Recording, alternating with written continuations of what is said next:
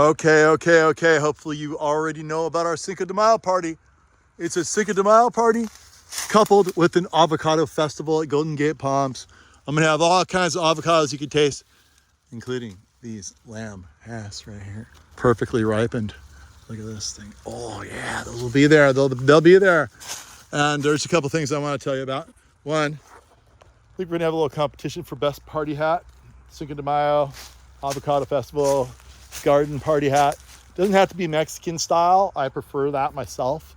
But any kind of party hat will do, especially cool garden hats.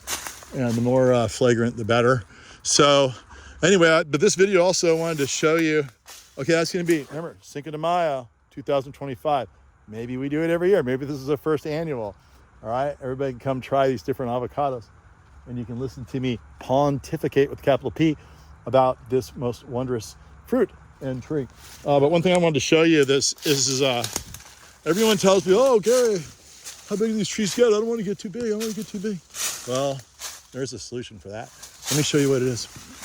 So your tree gets too big, you stump it, all right? And I know these trees are not stumped, but they were recently stumped. And I think it was like 2 years ago. Look, this is what happens when you stump a tree. Look, you got to cut it down to a stump above the graft line. You cut all the way down to the biggest stalks, like up there. And then it just sprouts out like crazy and just makes a big giant bush tree. It doesn't take long at all for it to get big again. But you can keep it cut down to any size you want.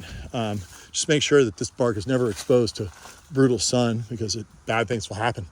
Believe me, me, however you want to look at it. Anyway, these are lamb hass, whole grove of lamb hass. And after a couple of years of being stumped, they're probably 20 feet tall again. Maybe that's too big. But yeah, just the theory here is that you can cut them down to any old size you want, and they will be perfectly happy. What I'm noticing in here, it's kind of interesting. There's a lot of fruiting outside where the bees could get to the trees.